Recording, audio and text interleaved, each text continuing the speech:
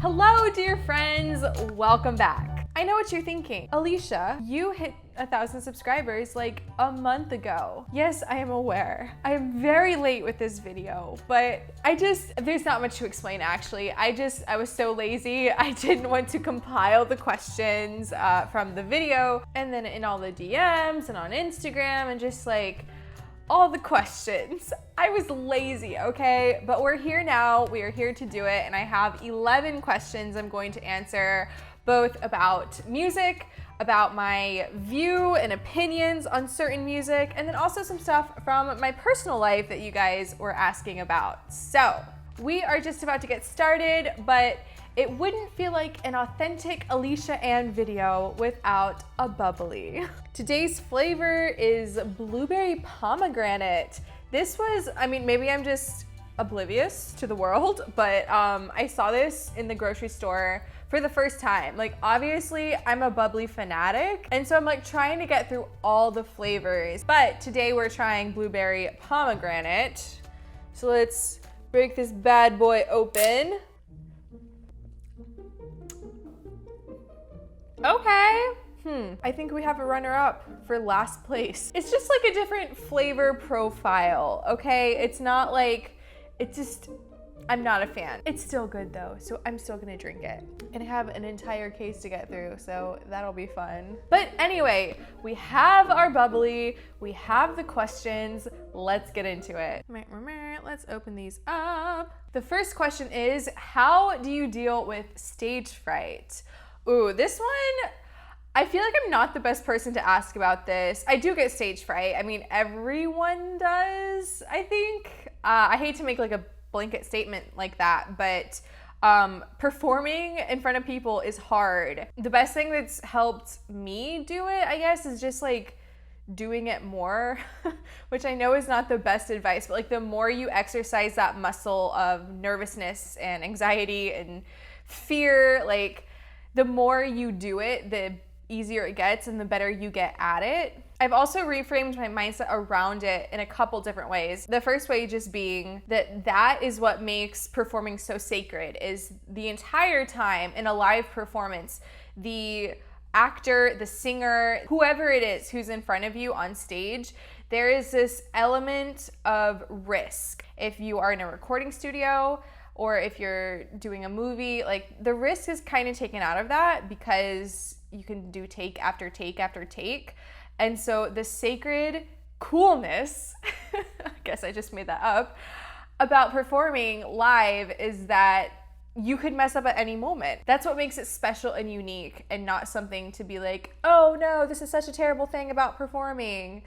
Because if that was the case, I would just go into a different kind of performing. Like I would do recording stuff instead of live performances. So I guess that's like the answer that most people would be looking for. Now, for me personally, I feel a huge conviction about this next thing I'm going to say. I know it doesn't resonate with everyone, but this is my personal philosophy. I personally feel that my voice is not my voice, in that like I own it, I made this myself, like, oh, look at this thing I built.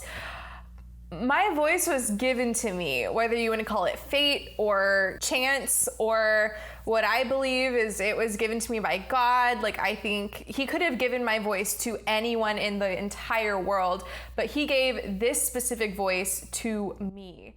And that is so special, and I want to use every ounce of what he gave me to the best of my ability. And so that includes getting out of the way and not making it about like, oh, listen to my voice. So with that said, when I take myself out of the way and it's now just, I'm just like the vehicle for the thing that's inside of me that was given to me, there's a lot less at stake, because I'm not like, oh, if I sing bad or if I mess up, everyone's gonna hate my voice. Like, it's not about that.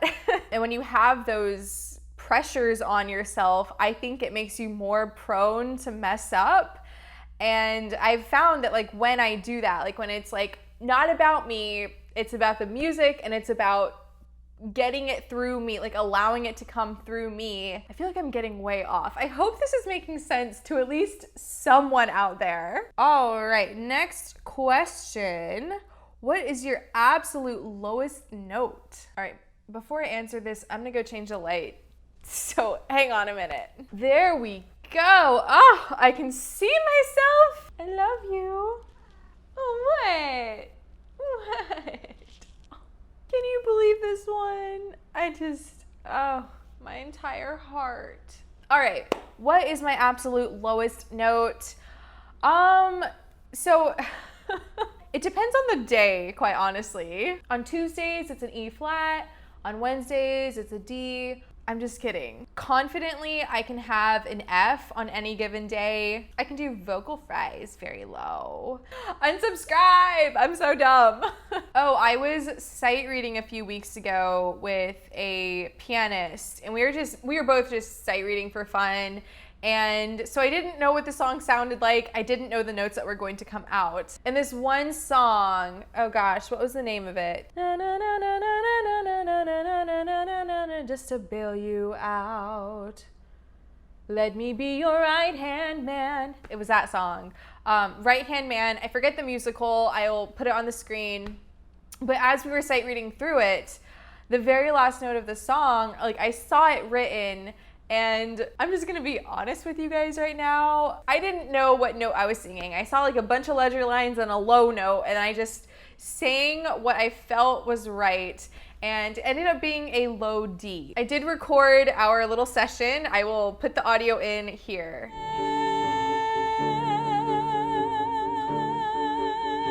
Let me be your right hand man. Oh my goodness. Oh my. I don't know how that came out. But yeah, so that low D is the lowest note I think I've ever really sung. Unless I'm sick, I can sing down to like a low C or something. But I think I said in one of my uncovers, I don't even remember what song it was, but there was a low D, and I was like, no female can sing this note or something like that. And then here's me singing a low D. But on a normal given day, when I know what I'm singing and I'm like aware of what's going on, a low F, low E is about where I sit most of the time. But yeah, it changes, and that's okay, because our bodies change daily, our moods change daily, and our voices can change daily too, because it's the instrument living inside of all of these other changing things. So that was a long-winded answer to a very quick question. Next up, we have, what are all the instruments you play? Ooh. So I'm classically trained on viola, trumpet, piano, and obviously singing. I'm a soprano. I started classical training on viola when I was 5 years old. Trumpet, I played in band. I was a huge band geek. I did marching band, MPAs, solo and ensemble. Like I just did everything. And that was mainly how I progressed on that instrument until college. And then it was like, okay, these are like the orchestral excerpts you have to learn. And like, here's how you like develop a classical tone and like all this stuff. And then with piano, so we always had a piano in the house growing up, which, side note, I think is so important for every household. I remember reading a statistic one time that like 97% of houses have at least one TV. And as soon as I read that, I was like, why is that not the statistic for pianos? Have a piano in your house, please and thank you. But yeah, so we had a piano in the house growing up, and I would mainly play by ear. When Camp Rock came out, oh my gosh, I was obsessed with Demi Lovato's character. I don't even remember her name now, but the song, This Is Me. This is real, this is me. I'm exactly where I'm supposed to be now. Gonna let the light shine on me. Yeah, all that. That was my jam. And so I learned the whole song on the piano in my house by ear. I would just like hear the chords and play it. And then from there, I just like started doing it more because it was so much fun and I loved to sing and play. But that's a whole side tangent. Back on track here. I started being classically trained on piano when I entered college at 17, 18 years old. And I had 5 amazing years with the best teachers in the world, and I mean, in my opinion. And that's how I learned piano. With being classically trained on voice, that didn't happen until college. So if we want to be technical here, I've only been singing for like 6 years, like for real, for real. Now, obviously I did sing growing up. I sang in church. I sang around the house. My mom was always singing. My sisters and I, like it was just part of the culture. It's just like what we did.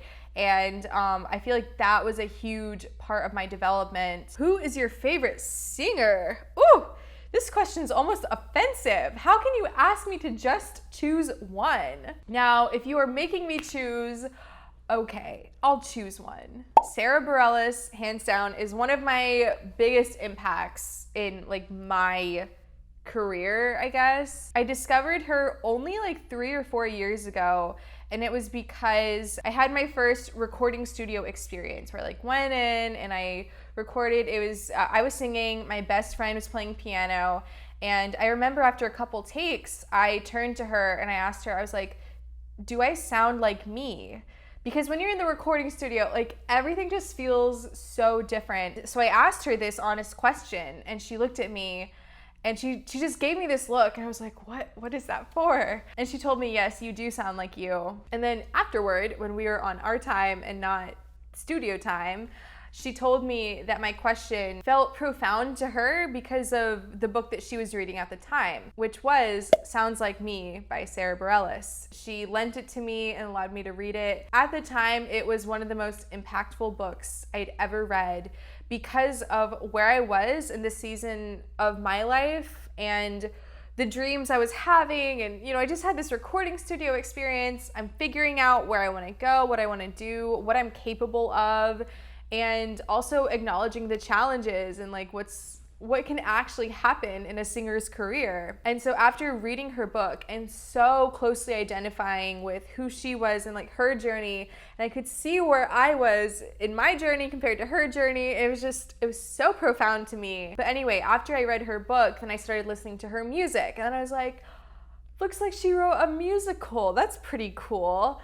And I got obsessed with Waitress. I'm still obsessed with Waitress. I am seeing it, I won't say when because that'd be a little bit weird, but I'm seeing it soon on Broadway. For starting my answer with how could I choose a favorite singer, to now at this point I'm like campaigning for Sara Bareilles. Like she's pretty cool to me. Next question. What got you into bike riding and how do you go so many miles? Okay, so what really got me into bike riding was the pandemic. The month of March, I remember going insane and just like, it was very hard on me, March 2020. Actually, I think it was May. I think March was like, whoa, figuring out life, like what's going on, And then by May, it was like settling in that like, oh, we're in a pandemic.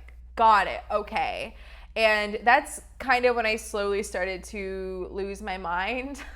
I know the pandemic has been hard on everyone, and I'm not making light. I was struggling in May, and that is when I realized I was like, I need outlets. Like I need things to do to keep me going. And bike riding was one of those things. I got this bike for like $25, I want to say, off Facebook Marketplace. I had to drive like an hour out into the country to get it, and it was all rusted, and the tires were, it was a mess, but it was a bike. And I started biking to the beach. I lived, I don't remember at this point, a couple miles from the beach, maybe 5 miles. And I would go down there every day. I'd bike down there in my bathing suit and then take a dip in the water. Sometimes I would pack a lunch and have a little picnic out there. And it was just such an important part of my daily routine of like having something to do, a place to go, a purpose for getting out of bed. And also I loved biking in my neighborhood, and it felt more rewarding to me to be bike riding than just walking. Because like when you're biking, like, oh, it's so hard, you're going up the hill, like, oh, this is so difficult. You get to the top of the hill, you get to go down the hill, you cruise, your hair's flying in the wind, it's beautiful. When you're walking or running down a hill, you don't get that same satisfaction because like it's really hard going up the hill, and then you still gotta put effort in to get down the hill. And I didn't like that part. Also, you can go faster on a bike, which is very exhilarating to me. And yeah, there's more reasons, but those are the highlights. Also, for avid bikers that are watching this, I don't want to paint like an incorrect picture. I don't bike that many miles. Like I said, 5 miles is what I started at. I now go 10 to 15, depending on the day, depending how I'm feeling, what I've eaten that day, and like what I'm able to do. My record is only like 20 miles in a day. So I'm not amazing at it, but I do love to do it. And I like the fact that I'm not great at it because I have lots of room to grow. So that's something that I want to develop more in the future. My first goal is to bike a marathon, which I think is like 23, 24 miles. I could be totally wrong. Y'all roast me in the comments if I'm like way off, but I think it's like 24 miles. And then after I reach that goal, I eventually want to do 40 miles in a day. I know there are some bike races around here in DC that I am highly interested in, though I'm not quite at the caliber of being able to do them yet. So that's my goal. I'm putting it on the internet to keep myself accountable. Next up we have, are you a cat person or a dog person? You are the light of my life. I would die for you. I love you so much. You are my favorite thing in the whole world, my baby. I just love you so much. Dogs. I'm kidding, y'all. I am just kidding. I am most definitely a cat person. This is not my cat. This is my sister's cat who I am watching for the month. But having her this long has made me realize I am missing a cat in my life so badly. And so that is like next on my agenda. I want to get a cat. Preferably one that doesn't like leave their hair in my eyeball, but you know, I'll take what I can get. Bonus question. What is the worst kind of bubbly? You're looking at it. I would not recommend blueberry pomegranate. No shade, don't come for me, Bubly. Y'all know I love you, just not this one. I complain about it so much, but I'm for sure gonna finish the whole thing. Next question is, what is the most important thing about music to you? Ooh, we just got deep. I'd say the answer to this transforms and shifts and evolves almost daily. Like there's no single most important thing in music that is just like the pinnacle on a pedestal. Does that make any sense? And it just like stays there forever. The needs of music are changing, the purposes, like it's just an ever-changing art form, which is one of the reasons I love it. With that said, I do think that there are some guiding principles behind why I do what I do. And I don't think that my reason should be everyone's reason. I think that we all use music in different ways, and that is one of the most beautiful things about it, is that it can be different things to every person. Not to get too deep here, but I think that is also the case with spirituality. Like what's true for me doesn't necessarily need to be true for another person. That it is so individual is what makes it sacred and special and unique. So with saying that, I think for me, one of the most important things about music is using it to stand for what is right and to send powerful messages and convey strong emotion about the things that matter deeply to me, using it for activism. For example, I found a lot of purpose in my own life when the murder of George Floyd happened. I wrote a song that week that aired in a church service. It was called Is It Well? The origin of that song is, I could do a whole video on it. It was a very special project to me. But writing that song, delivering the song, and standing for what I thought was right, even to an audience who may disagree with me, that was a profound moment for me as a singer, and deciding like, who do I want to be? Do I want to make music that everyone loves and that's pretty to everyone and like everyone can say like, oh, this is my favorite song? Or do I want to make meaningful music that stands for what I think is right and that is debatable, you know? Like people can disagree with that vehemently. Like people are allowed to hate my guts for the music that I make, and I'm not here to use music to make people comfortable. I'm here to make them feel something and to make them question their views. Just as one more example, I remember the most profound piece of music in my life was extremely debatable. and I was in a choral literature class in college, and as I was listening to the song, I felt my entire political stance, my whole like foundational, what I believed in began to change because of this one piece of music we were listening to. I'm hoping to do a video on it at some point because like I said, it changed my life and I wish more people could hear it. And I'll have to go back and look at that time in my life. I know I wrote a journal entry about how I wished I could bottle up that feeling of like, I have firmly changed my mind on so many debatable things I had believed in my whole life. And I knew for a fact for the first time that like everything I'd ever believed was wrong. And I was like, dude, I wish more people could experience this and to feel this change. And yeah, it's a whole thing, but it was so important to me, and that was a defining moment. My original song, Is It Well, that was a defining moment for me. I also wrote a version of It Is Well, the hymn most of us know, but I wrote my own verses to it in a point of deep depression. And again, those are all very debatable things that a lot of people would listen to and be like, just judgy about. But that is an important reason that I use music, is for activism and for standing up for things that I believe are right, even if people disagree with me. I'm sure I just dug myself into a deep hole, and people are going to come for me in the comments, not just today, but for the rest of my life, because this is the kind of person I want to be. But I accept that. Okay, moving on now. Maybe something a little bit more lighthearted. What is your favorite instrument? You know, I should have thought about this before this very moment sitting on camera. At one point it was the French horn for a very long time. I love the tone of it. I love the versatility. The range of it is just beautiful. I also really like the viola.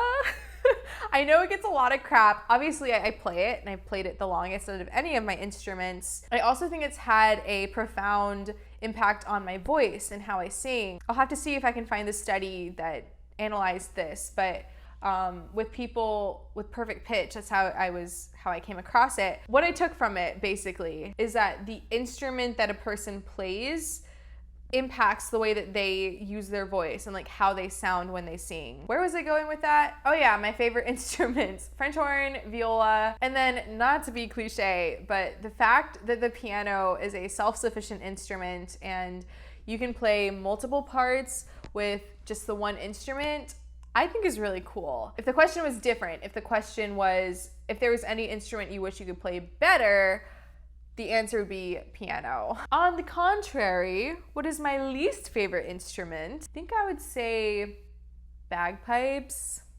kazoo, saxophone. Dude, when I was in high school, I hated the saxophone more than anything. Like, it was a vengeance. I don't know where it came from, although one of my best friends in high school was a phenomenal saxophone player. But yeah, I really hated saxophone for a really long time with a burning, fiery passion that isn't there anymore. I think saxophone's okay. I don't think I'd ever want to play it, but like, I can tolerate it. Like, I can sit in the same room as a saxophone now. But yeah, I think I'd have to say probably bagpipes. All right, last question. Do you think going to university for music is worth it? Y'all got me spilling tea today. Let me preface this by saying I think the answer is different for every single person, and my answer should not be your answer. But with that said, 100% without hesitation, it was so worth it for me. And I will do a video on this at some point.